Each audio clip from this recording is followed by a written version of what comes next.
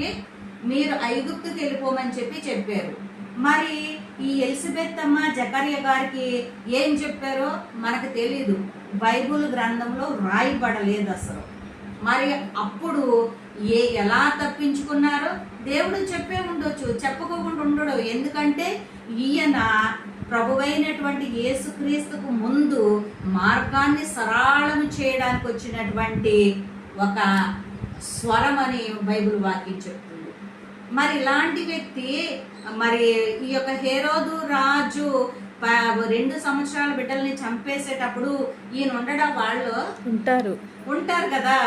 మరి జకర్య ఎలిజబెత్ అమ్మలకి దేవుడు, తండ్రి అయిన దేవుడు ఈయనకి చెప్పలేదంటావా? చెప్పే ఉండొచ్చు, కానీ మనకు తెలియదు ఆ విషయం. ఒకవేళ నేనైతే అనుకుంటాను, ఒకవేళ యేసు ప్రభునైతే ఐగుప్తు దేశానికి తీసుకెళ్ళిపోమన్నారు, కానీ మరి ఈ యొక్క ఎలిజబెత్ అమ్మ ఆ యొక్క జకర్య గారైతే ఈ బిడ్డను తీసుకుని అరణ్యములు వెంట వెళ్ళిపోయారేమో, నాకైతే తెలీదు. ఎందుకంటే ఈయన ఎక్కడ పెరిగాడు?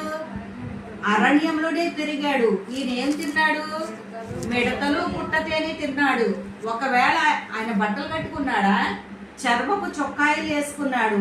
దీన్ని బట్టి మనం అర్థం చేసుకోవాలంటే ఈ బిడ్డ ఎక్కడ పెరిగి ఉండొచ్చు? అడవిలో పెరిగాడేమో.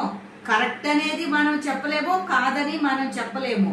అది పెద్ద పెద్ద వాళ్ళు మరి చక్కగా అనేక రకాలైనటువంటి బుక్స్ చదివినటువంటి వాళ్ళకి ఈ యొక్క మర్మాలు తెలుస్తాయి, కానీ మనకైతే తెలియదు. కానీ మనమైతే కొంతవరకు ఊహించుకోవచ్చు అన్నమాట.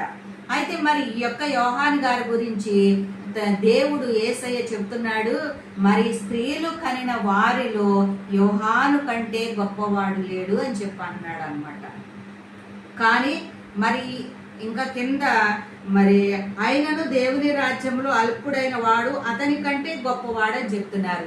అంటే మనము తగ్గించుకొని మన జీవితాలు దేవునికి అనుగుణముగా నడుచుకుంటే మనం కూడానంట యోహాను గారికి యేసయ్య ఏ స్థానాన్ని ఇచ్చాడో, పరలోకంలో గొప్పవాడని ఎలాగూ మరి భాగస్వాము ఇచ్చాడో, స్త్రీలు కనిన వారిలో గొప్పవాడని ఇచ్చాడో, అదే భాగ్యాన్ని మరలా ప్రతి ఒక్కరికి కూడా ఇస్తున్నాడు అనమాట.